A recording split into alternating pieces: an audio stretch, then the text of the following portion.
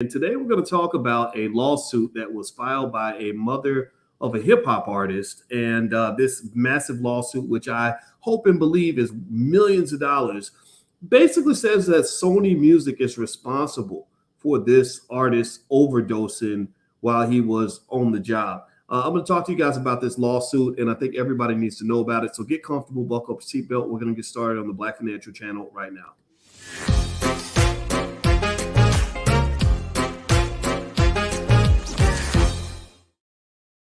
Hey, what's going on, guys? Welcome to the Black Financial Channel. This is theblackfinancialchannel.com. My name is Dr. Boyce Watkins. I am your friendly neighborhood finance professor. On the Black Financial Channel, we talk about Black wealth and Black economics every single day, sometimes as much as 10 times a day. And the condition is that we are Black first. Black first means we put our community at the top of our priority list.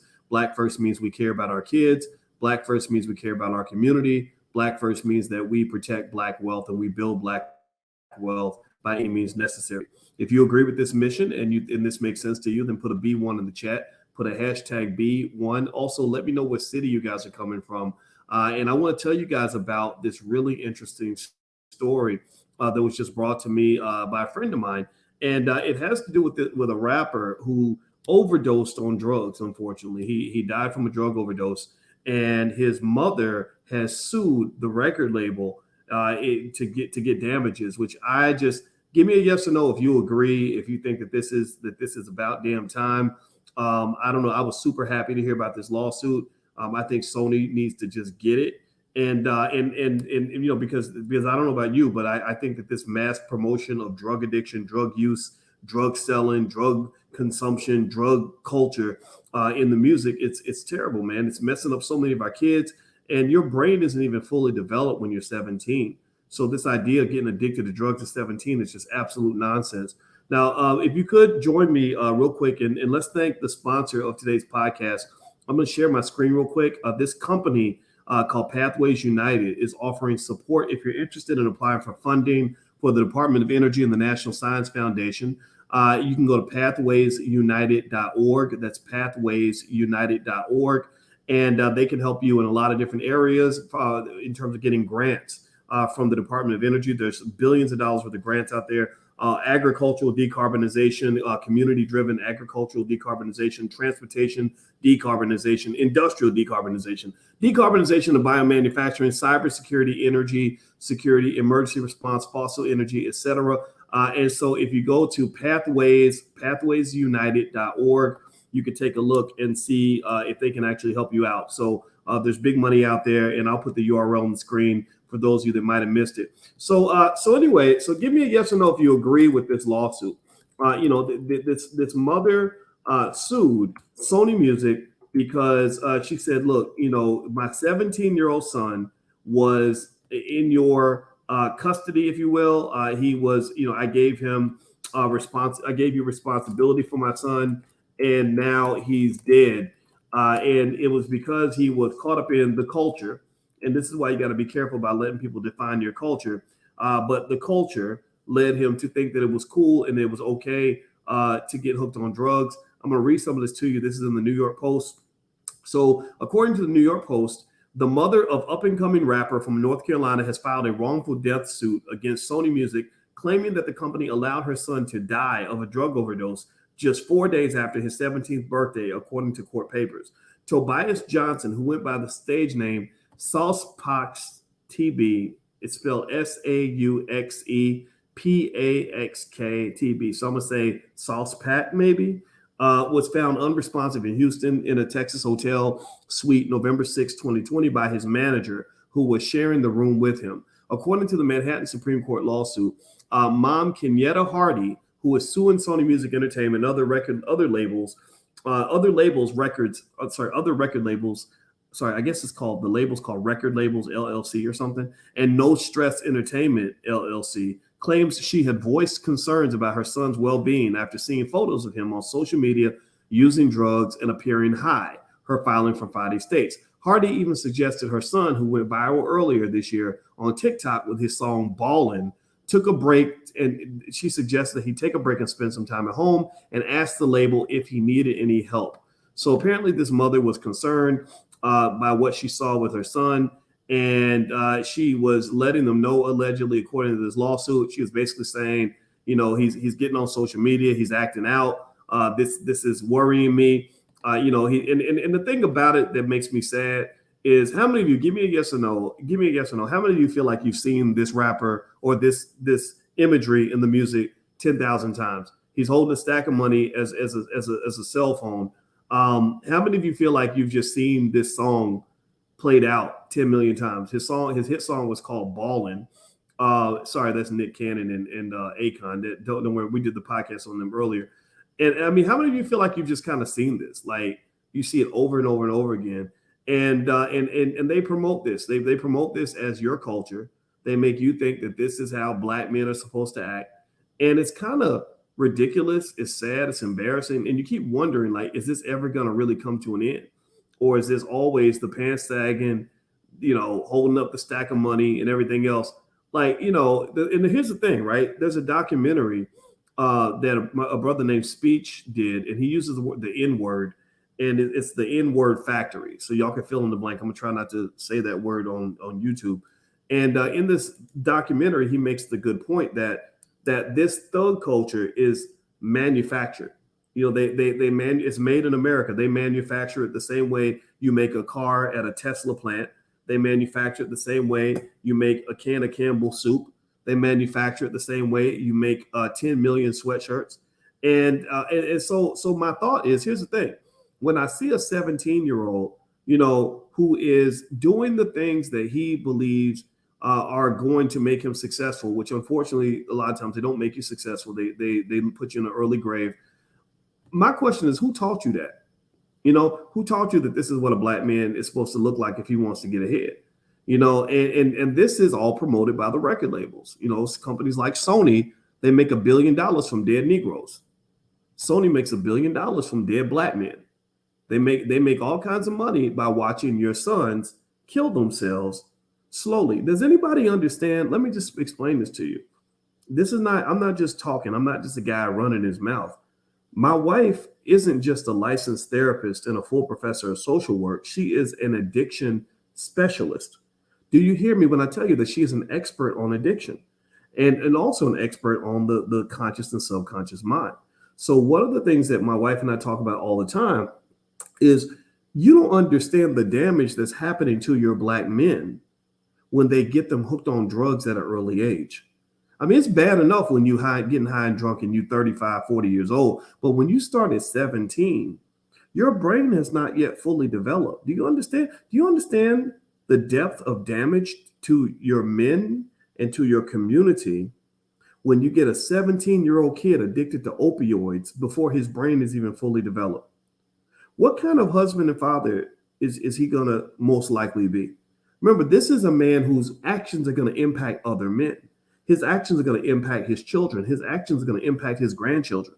If you think about this, when my grandparents had Thanksgiving, there was grandma and papa, and they were surrounded by 40 people, all of whom would not exist if grandma and papa had not got together and started making babies back in the 1950s.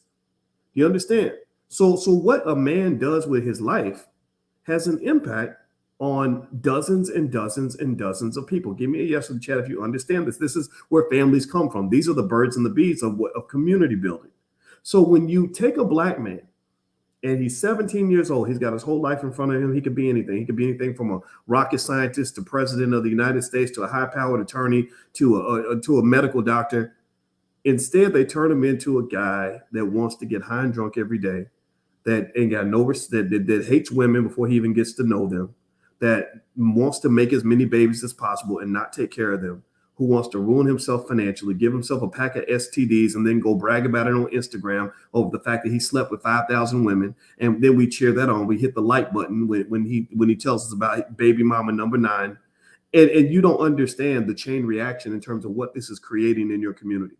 I'm not putting down this kid because he's a baby. He's a baby. And I definitely wouldn't speak ill on someone who has passed. So it's not about him. He's at that stage of his life. When he died, he was still at that stage where he was heavily impressionable. If you had introduced that kid, pay attention now. A lot of rappers are brilliant people. I know a lot of rappers. They're not dumb. Rappers are very, very smart, most of them. So you're taking the vast majority of black male young geniuses and you're making them into thugs. You're making them into dope addicts. You're making them into to gangsters and hardcore killers when they could have been anything. They could have been doctors, lawyers, carpenters, leaders. They could have been the next Malcolm X, but who would want to do that when it's more lit to be, getting high on Molly's and Percocets at the club, finding baby mama number 12? This is all created by the music industry. So the music industry owes black people about $1 trillion in reparations for all the losses, stolen productivity that you've taken from the black community by destroying so many millions and millions of young black men. Every time a black man goes down, that's some black woman's husband that she'll never have. She now no longer is not going to have a husband because the man that God meant for her to marry was derailed by the thug culture, this BS culture that they promote in the music. They put it on every radio station. They put it on every TV station. They put it out there like a damn cancer. It's worse than COVID. And we embrace this stuff and act like it's okay when you don't understand why your community's falling apart. This is a fact, black people. This is a fact. So I'm going to just say this. Let me go back to this lawsuit. This mama, first of all, obviously there's an accountability question. The question becomes, how did this record label get a hold of your son in the first place? But that's a question that's a legitimate question. And I'd be curious to know what the answer is. But putting that question to the side, my response to this lawsuit is go, mama, go. Sue the hell out of those sons of bitches. Remember, there are child labor laws in the entertainment industry. For some reason, they don't apply to music. But I talked to a friend of mine whose daughter is an actress. And one of the things she sent me when I told her about this story, but she sent me all these regulations that the film industry has to apply or has to follow in order to put your child in a movie. Did y'all know this? Did y'all know that in the entertainment industry, there are supposed to be laws when your child is underage? This boy was 17 when he died. When your child is underage, they have a responsibility to keep your child safe. Keep them away from drugs. Keep them away from the people that want to touch little children and stuff like that. Now, obviously, the job of the parent is the first line of defense. And this woman who sent this to me, I know how she operates. Every time her daughter goes to a movie set, she's right there on the set. And when they say, well, no parents allowed, she says, I'll be damned. She won't be in this movie then because ain't no damn way I'm going to send my child away with you without me being right there with you to protect her. This is how you do it. This is important. You must understand this because if y'all remember when Tiffany Haddish had her little thing, I don't want to speak ill on Tiffany because I know because Tiffany is a Powernomics supporter and I like her. I think she's talented. But that whole little weird situation with the little kids that were in the little movie, and did y'all see that? Where because Tiffany Haddish ain't been public for about 6 months now because she's trying to let it all kind of pass. But when that little situation went down, anybody remember that? Well, when that occurred, my thought is, okay, I get it. Somebody was so caught up in the glitz and glamour of Hollywood. They were so caught up with the drug of fame that they were serving up their child to go anywhere with anybody who promised them that they might have a Hollywood connection that can get them some kind of a deal. It happens all the time. You don't think that all those little girls running through R. Kelly's hotel room, with some of those little girls weren't delivered by their hyper ambitious parents? Seriously, what planet were you born on to not think that maybe some of those little girls, think about this. This man's been known to be a predator since about 2001. A lot of us that have been following this guy and know how talented he is, we know that the guy ain't been right since Aaliyah. We knew that was when it all came out. When he married 15-year-old Aaliyah, that should have been all you need to know. But yet still, 15 years after Aaliyah's death, there were parents taking their children, their 17-year-old daughters, to R. Kelly concerts and saying, go backstage with him. He can get you a deal. Right? So let's just keep it 100. We get caught up sometimes in all the fame and the fortune. This idea, my son is a famous rapper. My daughter is a famous singer. My other son's going to be in a movie. That we forget that Hollywood and the entertainment industry is full of people who are very anti-Black, who are very harmful to children. There are a ton of children out here trying to making full documentaries about being touched when they were in Hollywood, being touched in an inappropriate way. They all have documentaries out there. And for some reason, your media doesn't want to cover any of it, which tells me that they're probably in on it too. The elites, this whole idea that the elites are kind of okay looking past some of this stuff, I believe every bit of it, because I'm sitting there thinking, how can all these former Disney kids and all these former child actors be making full documentaries, writing entire books about what happened to them, and nobody's listening? Well, you know what? I'm listening. I'm listening. And I'm listening because of stories like this. I'm listening because of this lawsuit. This woman, she filed this lawsuit. Her son, I guess it was Sauce Pack. I think that's how you pronounce his name. Her name is Kenyatta Hardy. She's suing Sony Music and other record labels. It says and other labels, records label LLC. I don't know what that means. No Stress Entertainment LLC. She claimed that she had voiced concerns about her son's well-being after seeing photos of him on social media using drugs and appearing high. And then she said that Hardy was assured by No Stress Entertainment that it would keep him safe and away from drugs, the suit claims. Photos posted the night before his death show that the record labels had, quote, taken Tobias out to celebrate his 17th birthday. So they took him out to celebrate his birthday. The pictures show him under the influence of illicit drugs later found during his autopsy, the court papers say, including screenshots of social media photos. The young rapper went on a 2-day drug binge that ended with his death from an overdose of opioids and other prescription drugs. His manager at No Stress Entertainment was asleep in the same suite at the time. For 2 days, the labels gave Tobias access to illicit drugs, watched him consume those illicit drugs, and then watched those illicit drugs kill him. This is according to the lawsuit. So, I'm going to tell you this. I'll tell you a little story. I knew, in RIP to Tobias. I mean, he looks like a kid that could have done anything. I mean, if you're a talented rapper, in many cases, that means that you have some type of intelligence. And unfortunately, because we have this culture, it grabs these little boys before they get a chance to become great men, husbands and fathers and thinkers and everything else. It just tells him, okay, no, your job is to imitate the idiot that you just saw on TV. And what is unfortunate is that sometimes we get so caught up in fame and fortune and girls and Instagram follows that you don't realize that hip hop is a dangerous sport. Hip hop is a very dangerous industry to go into. Hip hop is so dangerous that you need hazard pay to go into that field. I wouldn't go into hip hop unless even if somebody's paying me $10 million a year, I wouldn't do it, because it ain't good. It ain't right for your spirit. It ain't fun to go to every concert knowing somebody's trying to kill you. It ain't fun trying to go through life knowing that the feds are watching every move you make. It ain't fun going around in situations where you're constantly being thrown into spaces with drug abuse and people taking your money and crazy, chaotic culture where a rapper is dying every single week. Who the hell would want a job like that? How many of you would give me a yes or no? How many of you would want a job where you literally could die every week and your colleagues are dying on a regular basis?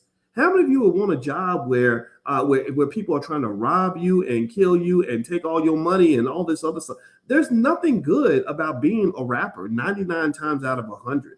I've seen this. I've seen behind the celebrity curtain. I've known the rappers that will go out here and tell you that they're worth $80 million and have a big stack of cash on Instagram, but literally will be financially desperate like you would not believe behind the scenes, because they're forced to maintain a false image of economic success.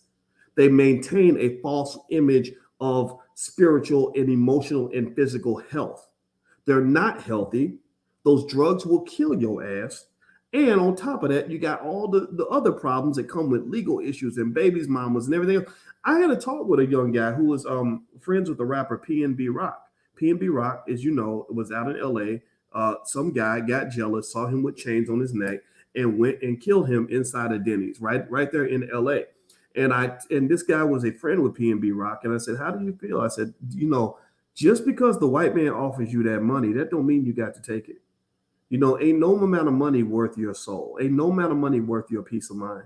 There's other ways. There's a lot of ways for a black man to get rich that don't involve standing in front of a crowd full of white people, holding your nuts and calling yourself a nigga. There's a million ways to do well financially without having to embrace a culture that's going to make you look like a little boy until you're 50 years old. Do you understand? I mean, it's got to be like a trap where you are literally, like, I empathize with Method Man, because Method Man was he turned down at first he turned down the chance to go on tour with the Wu-Tang Clan.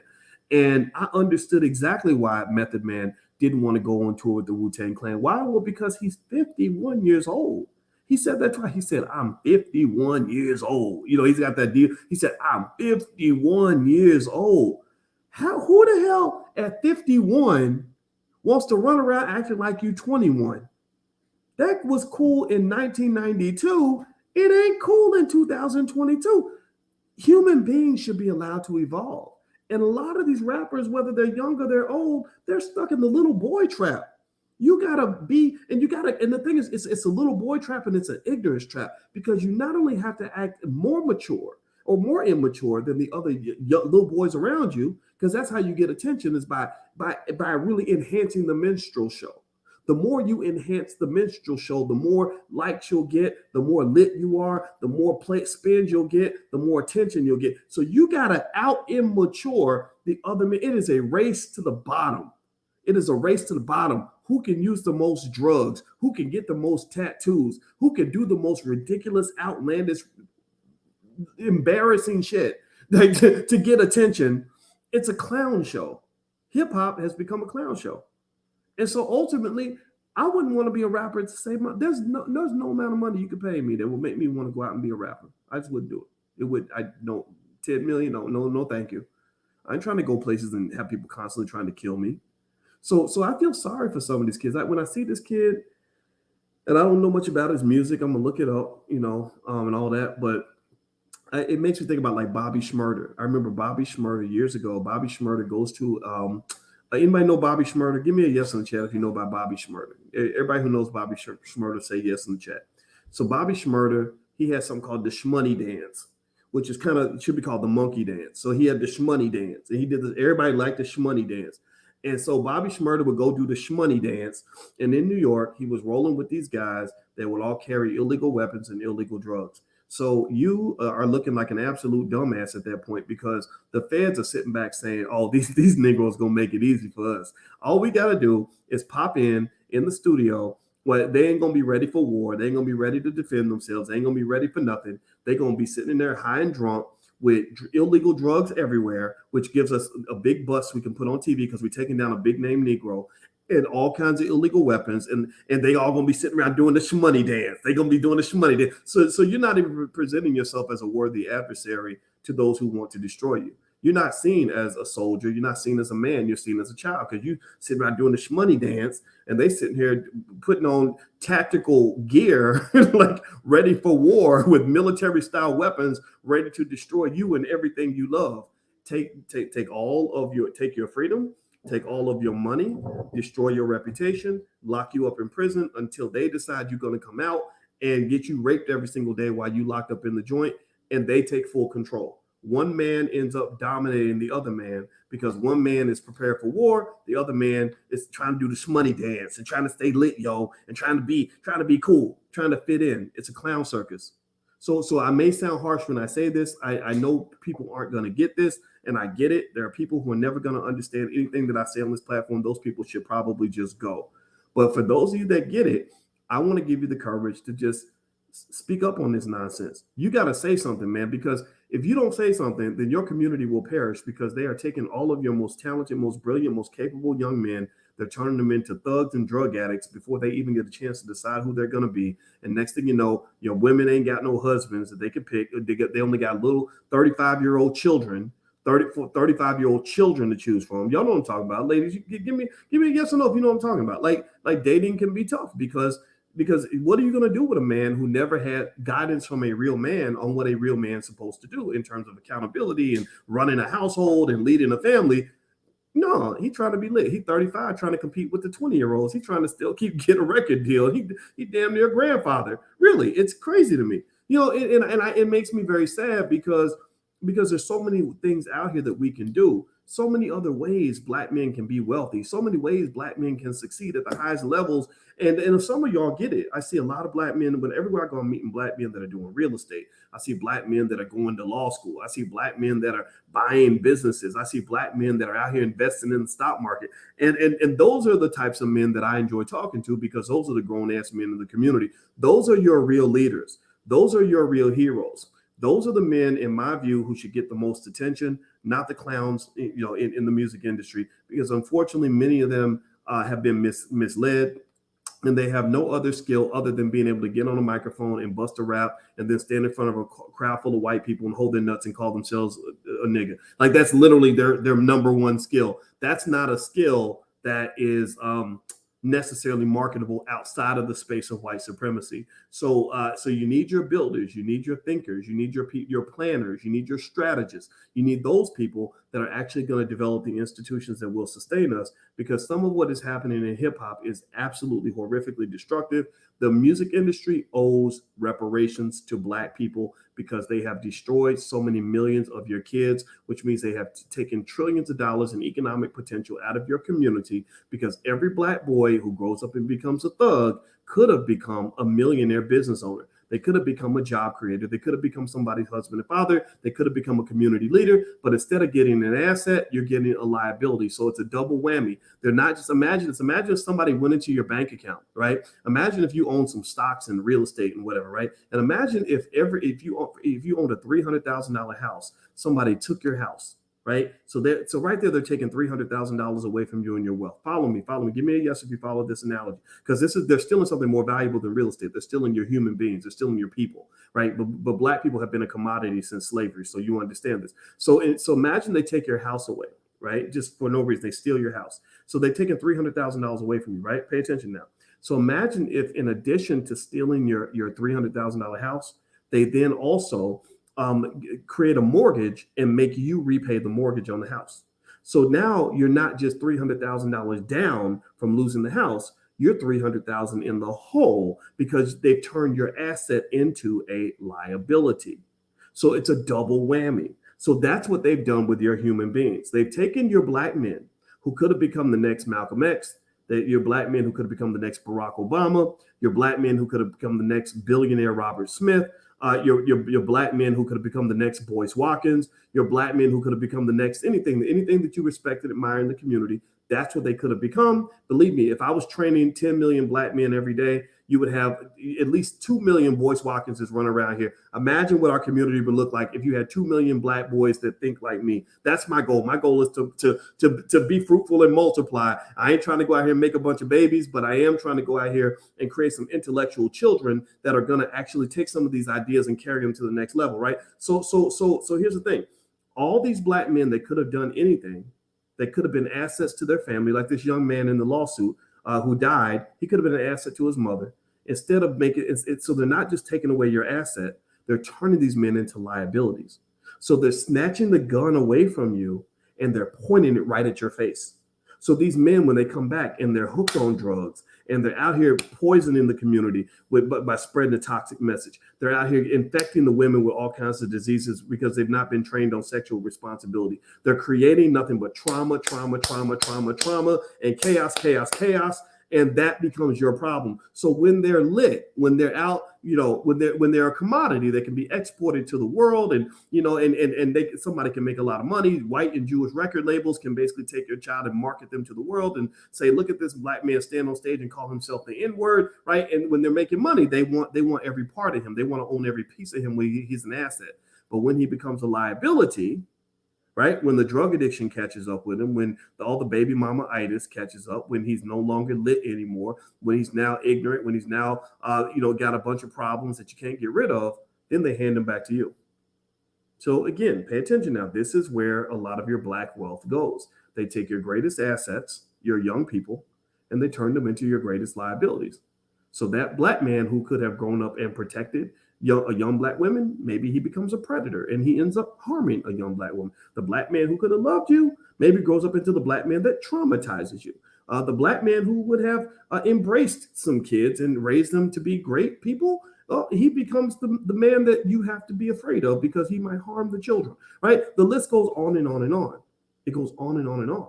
The Black man who could have been a wealth builder becomes a wealth depleter because he wants to go and give all his money to Jake the jeweler, or he wants to go and buy Gucci and Louis and all this other stuff when he could have been taught to actually build assets that actually belong to his community. So you have to really think about this. When I read this story, and I'm gonna pull it up one more time just so we can kind of just understand. This is the context of the conversation. I see lost wealth. That's what I'm seeing. I see a tragedy on all levels. I don't just see the emotional pain. Right. So this young man who was an up and coming rapper who thought he was successful, whose family probably thought he was doing well. He ends up dead from a drug overdose. His mother's suing Sony Music, which I think she should. She should sue the living crap out of them. They need to pay a bunch of money. It's not just emotionally painful. It is also economically painful. It's socially painful. It's painful to your families because this is not just a one-off situation. Like, again, let me show you, what culture this brother was embracing, before he unfortunately passed. I've seen a trillion rappers like this. It's not like there's anything unique about any of these images. There's nothing here where you say, oh man, I ain't never seen that before. I ain't never seen a black man on Instagram holding up a big stack of money before. I ain't never seen a black man with his pants sagging before. I ain't never seen a black man with a bunch of tattoos and multicolored teeth and whatever. I ain't never seen a black man hold the cup of some drink before. I ain't never seen that before. That's rare. That's so rare. No, that's not rare. That's systematic. Because because this culture is made in America. They mass produce this culture and they dump it right on you. And that is not black culture. That is not who we are. That is not what we're made of. So my RIP goes out to this young man and his family. I hope that they win this lawsuit. I think there should be other lawsuits. I think everybody who's affected should be suing. I saw Charleston White, who is about the most hilarious person I've ever seen. Charleston White did something really powerful, though. He got all the mothers of a bunch of dead artists and got the world to hear their story. So shout out to him for doing that, because I think that is the kind of thing we need to do to understand that just because you think it's cool and you want to call this success, there ain't nothing successful about going into a toxic industry and making a little bit of white man's money to destroy your community. That's not success. That is a miserable, miserable failure. So don't get it twisted. Don't make that mistake. That is that's what's caused a lot of the problems that we have right now. Okay. All right, guys. So do me a favor. Could you please hit the thumbs up button? Thumbs up, share, subscribe. Also, thank you to pathwaysunited.org. They have a really awesome system of supporting you if you're looking to get grants from the Department of Energy. So if you are a smart person who is looking for grants in these areas, a lot of intelligent black people are here. They give a lot of proposal help. Their website is right there on the URLs on the bottom. Anything from fossil energy and carbon management, defense and nuclear proliferation, fusion energy science, electricity, high energy physics. Erica Cole, her email is right here, ecole@pathwaysunited.org. You can email her, or also you can go to their website, pathwaysunited.org, and they can help you to find that grant money. So that's our way to kind of contribute and supporting those of you who maybe you can't bust a rap, but you are brilliant in other areas. And so pathwaysunited.org is a place you can go to get some help, to go get the support that you deserve. So anyway, guys, last but not least, my website is boycewatkins.com, and I have a free training on how to start an investment club. So if you'd like to learn how to do that, investment clubs are a great way to build family wealth. I'm all about building black institutions from the ground up so that our children can have a legacy for the next generation, not just because you can't pass a job down to your kids. That's the white man's organization. You can't pass that to your kids. I'm interested in building institutions from the ground up. So feel free to go to boycewatkins.com. Your family investment club, I guarantee you, could be a first step toward building wealth in your family. So feel free to go take a look at my website. All right, guys, I'm out of here. Have a good day. God bless you. Thank you for listening. And I will see you all very, very soon. Take care now. Peace.